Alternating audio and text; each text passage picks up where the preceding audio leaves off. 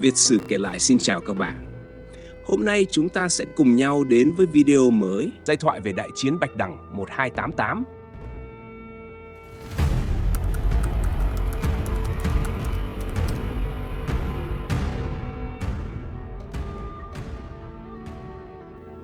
Bạch Đằng không chỉ là một con sông đổ ra biển Đông Bắc, đó là nếp gấp của lịch sử Việt Nam.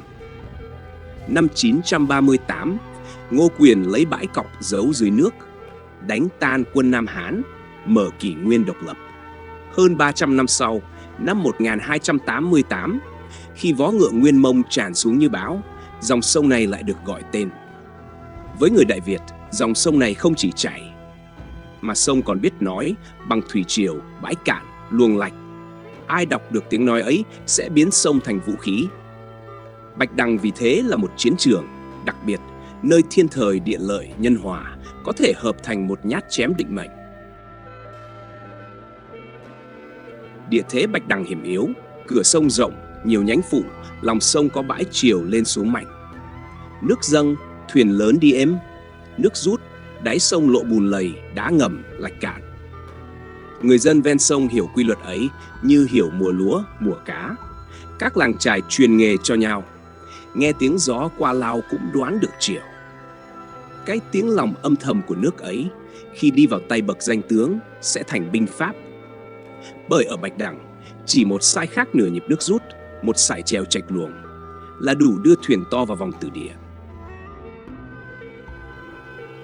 Thế kỷ 13, Đại Việt phải đối mặt đế quốc Nguyên Mông hùng mạnh nhất thời. Năm 1258, đạo quân Mông Cổ đầu tiên tràn xuống nhưng bị đẩy lùi. Năm 1285, Thoát Hoan lại đem đại quân chiếm Thăng Long, nhưng quân dân nhà Trần phản công, buộc hắn phải tháo chạy nhục nhã. Vì quyết tâm lấy lại thể diện đã mất, Hốt Tất Liệt quyết định chinh phạt lần 3, muốn biến Đại Việt thành phiên thuộc thực sự. Với người Việt, đây không chỉ là cuộc chiến phòng thủ, đó là thước đo trí tuệ và ý chí. Bạch Đằng sẽ là nơi câu trả lời được viết ra, không bằng bút mực, mà bằng cọc gỗ, lửa và sóng. Nhà Trần khi ấy có thế nhị thánh đồng triều, Trần Nhân Tông đương kim hoàng đế, Trần Thánh Tông làm thái thượng hoàng, cả hai cùng tham dự đại sự. Tổng chỉ huy là Hưng Đạo Vương Trần Quốc Tuấn, bậc danh tướng sắc sảo, từng 2 lần đương đầu Nguyên Mông. Ông hiểu rõ sức mạnh địch, kỵ binh thiện chiến, thủy binh đông đảo, hậu cần quy mô. Nhưng ông cũng nhìn ra gót chân A Xin, đạo quân viễn chinh phụ thuộc lương thảo đường biển, thuyền nặng kém linh hoạt trong thủy vực lạ. Từ đó, một thế cờ chậm rãi mà chắc chắn được bày ra. Biết địch biết ta, trăm trận trăm thắng. Câu danh ngôn không chỉ nằm trên giấy lụa triều đình, nó còn ở trong hơi thở dân gian. Ngư phủ Vân Đồn, lái đò Quảng Yên, thợ rừng Thủy Nguyên, ai cũng góp phần. Những người biết giữ hơi trong nước, giữ nhịp trong rừng, như Yết Kiêu, Dã Tượng, trở thành mắt tai dưới lòng sông, trên bờ cạn. Họ lặn già đáy, dò mối nối thuyền, cắt dây neo, cắm mốc ngầm, họ nghe tiếng nước đổi mà biết chiều sắp rút. Trong chiến tranh thủy, những động tác nhỏ nhặt ấy quyết định sinh tử. Và rồi, tất cả sẽ hội tụ trên Bạch Đằng.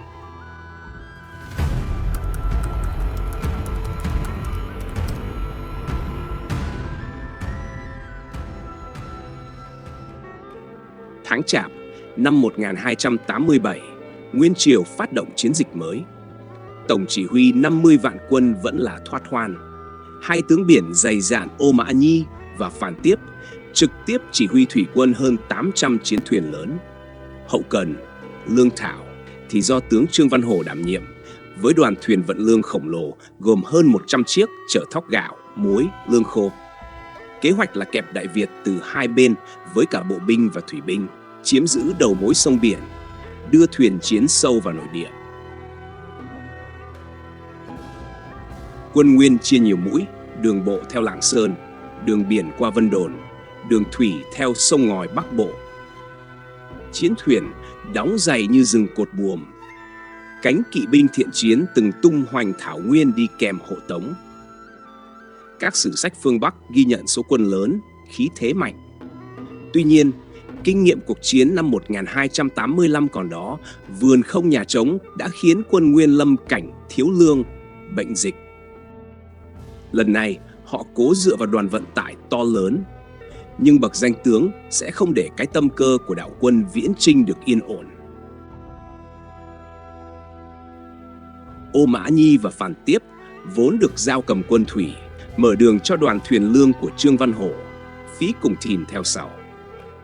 Nhưng sau khi đánh thắng một vài trận nhỏ, đẩy lui được quân nhà Trần, thì Ô Mã Nhi cho rằng thế quân Trần yếu, không đáng lo, bèn tiến sâu vào nội địa để sớm hội binh với Thoát Hoan và truy đuổi vua Trần, lập công. Bên phía nhà Trần thì nhân huệ vương Trần Khánh Dư được giao nhiệm vụ trấn giữ đường biển. Nhưng để quân Nguyên đi qua, liền bị Thượng Hoàng Trần Thánh Tông sai sứ đến hỏi tội. Khánh Dư lĩnh tội, nhưng xin khất vài ngày để ở lại lập công chuộc tội. Tại vùng biển Vân Đồn, đầu năm 1288, thủy quân Đại Việt do Trần Khánh Dư chỉ huy bất ngờ tập kích đoàn thuyền lương đi sau của Trương Văn Hổ. Bãi cạn, gió đổi, luồng lạch lạ, tất cả đều chống lại những khoang thuyền nặng lương thảo. Nhiều thuyền bị đốt, bị bắt, số còn lại tháo chạy hỗn loạn. Sử sách hai bên sau này đều ghi nhận tổn thất nặng của đoàn vận tải. Từ đó, đạo quân viễn chinh trên cạn của địch sẽ phải gồng mình giữa xứ lạ khi nguồn cung lương thảo đã không còn. Đòn đánh phủ đầu này đã làm lung lay toàn bộ chiến dịch rầm rộ của quân Nguyên. Tin chiến thắng Vân Đồn báo về, quân dân Đại Việt phấn chấn. Trần Khánh Dư lập được đại công, được phục chức, khen thưởng.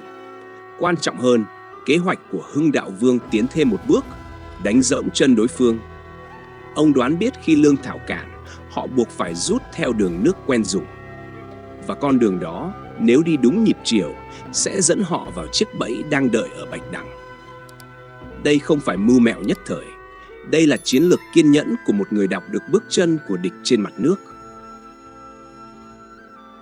Trong khi địch vẫn loay hoay với tình thế khó, thì công tác chuẩn bị ở Bạch Đằng tăng tốc. Dân các làng ven sông chặt gỗ lim, gỗ táo. Thợ rèn mũi sắt bịt đầu cọc. Những đêm chiều lên, bè cọc được kéo ra giữa sông. Khi nước rút, cọc được đóng sâu xuống bùn. Hệ thống bãi cọc bố trí theo thế cờ, không chỉ ở một luồng chính mà còn ở các nhánh phụ, tạo nên mê lộ. Về sau, nhiều bãi cọc cổ được phát hiện ở vùng Quảng Yên, Thủy Nguyên, dấu tích vật chất của một kế hoạch tỉ mỉ đã thành công.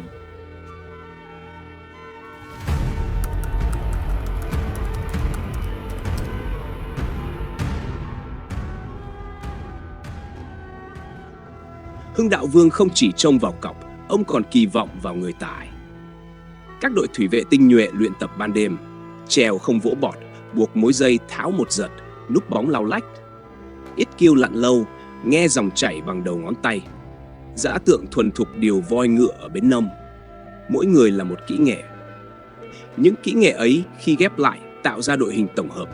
Thuyền nhẹ nhử vờn, hỏa công đánh rối, bãi cọc chặn mũi, cung nỏ giăng lưới. Đó không chỉ là sức mạnh, đó là nhạc quân sự, chơi đúng nhịp chiều. Tương truyền ở bến xưa có bà hàng nước hiểu thủy triều, chỉ điểm thời khắc thuận, nơi nước xiết, nơi bùn sệt. Lại có thần tích kể tứ vị thượng đẳng thần báo mộng vị trí cắm cọc. Dẫu là giai thoại, chúng phản chiếu sự thật sâu hơn. Chiến thắng ấy là kết tinh của dân thần tướng hợp sức. Một đạo quân viễn chinh đối diện không chỉ triều đình mà đối diện trí khôn sông nước của cả xứ sở. Ý trời lòng người là cách dân gian gọi chiến lược đúng quy luật tự nhiên. Mặt khác, triều Trần không quên chuẩn bị tinh thần. Ký ức năm 1285, khi Thoát Hoan chiếm Thăng Long rồi tháo chạy, vẫn nóng hổi. Người dân nhớ cảnh vườn không nhà trống cứu nước, quân lính nhớ mùi khói trận, tướng lĩnh nhớ nhát phản công. Kẻ địch cũng mang ký ức, địa hình lạ, hậu cần mong manh, ngựa giáp bất lợi trước nước xiết. Hai bên bước vào trận đánh năm 1288 với hai ký ức trái ngược. Một bên tự tin hơn bao giờ, một bên mang trong mình nỗi e ngại khó gọi tên. Trên Bình Đồ, Trần Hưng Đạo chỉ huy quân dân Đại Việt chuẩn bị một trận địa mai phục lớn trên sông Bạch Đằng, là nơi đoàn thuyền của quân Nguyên sẽ phải đi qua trên đường rút chảy. Các loại gỗ lim, gỗ táo đã được đốn ngã trên rừng kéo về bờ sông và được đẽo nhọn cắm xuống lòng sông ở các cửa dẫn ra biển, làm thành những bãi trông ngầm lớn, kín đáo dưới mặt nước. Ở hai bên sông có thể sử dụng làm nơi mai phục quân lính phối hợp với bãi trông ngầm nhằm ngăn chặn thuyền địch khi nước rút xuống thấp. Thủy quân Đại Việt bí mật mai phục phía dọc theo bờ bên trái sông Bạch Đằng, tràng kênh ở bờ bên phải sông Bạch Đằng, núi Đá Vôi. Ngoại trừ thượng lưu sông là để chống cho quân Nguyên kéo vào. Đại quân của hai vua đóng quân ở Hiệp Môn, Kinh Môn, Hải Dương, trong tư thế sẵn sàng lâm trận cho chiến trường quyết liệt sắp xảy ra. Ở bên phái giặc Nguyên, Ô Mã Nhi là tướng thủy thiện chiến, được ca tụng biệt hiệu Bạt Đô, tức là dũng sĩ mạnh mẽ. Đây cũng là tướng quân Nguyên đã tấn công, khiến vua Chiêm Thành phải đầu hàng trước đây. Còn Phàn Tiếp thì mạnh mẽ, dày dạn, kỷ luật cứng rắn. Còn chiến thuyền Nguyên cao lớn, mang cung nỏ, máy bắn đá, lính giáp trụ. Với tầm vóc to lớn ấy, cùng với việc 2 lần trước đây đi qua khúc sông này dễ dàng, đã làm cho địch phần nào chủ quan. Nhưng chúng không ngờ rằng ưu thế thuyền lớn trên biển rộng sẽ không được bảo đảm thuận lợi trên khúc sông biến động thủy triều. Mũi thuyền dài, lườn sâu là lợi thế ở sóng lớn, lại trở thành bất lợi khi nước triều rút bất ngờ. Sức mạnh cơ khí bị bẻ cong bởi địa hình thời gian. Quân dân ta dưới sự dẫn dắt của Hưng Đạo Vương đã đặt kẻ địch vào thế mạnh hóa yếu.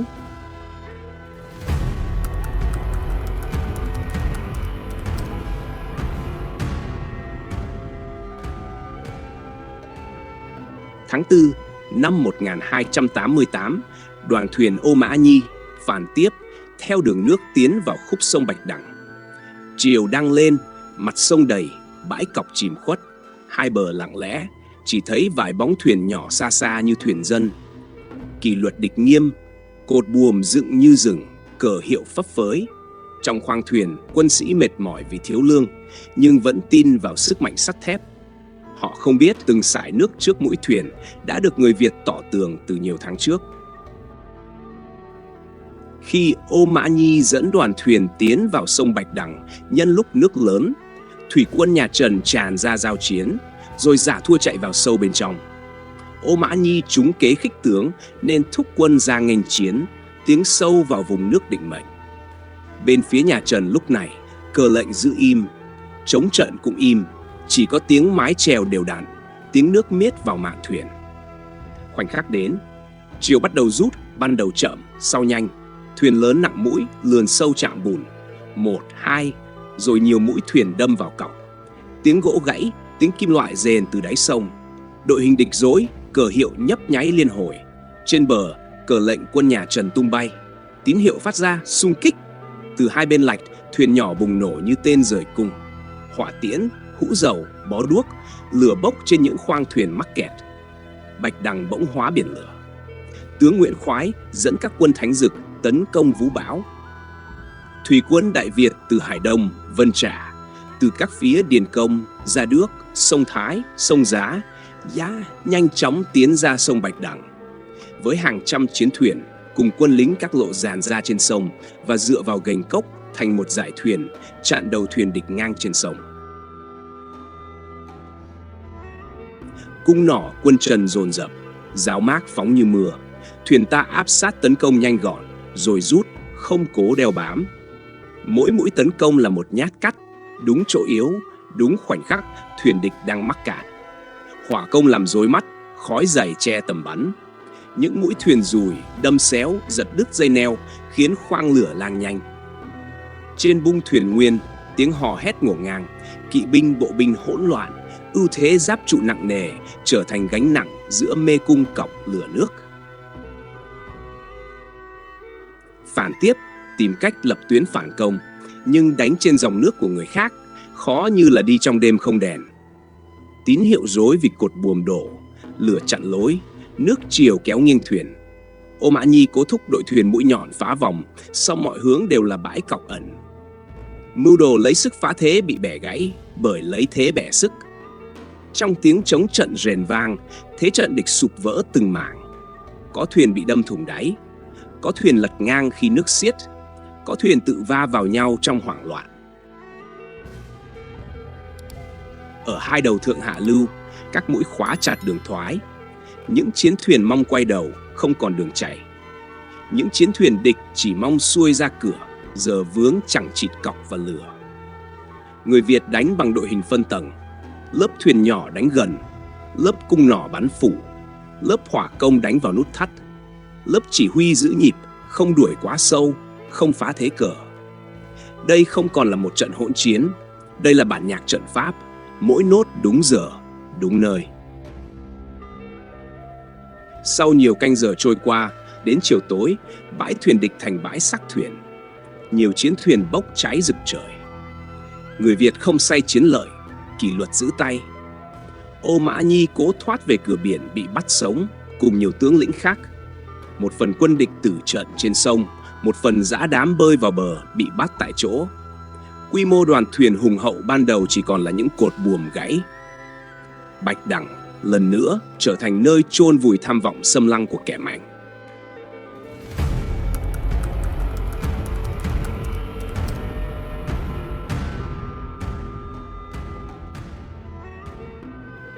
Nghe tin thủy quân tan tác, thoát hoan trên bộ hoảng hốt.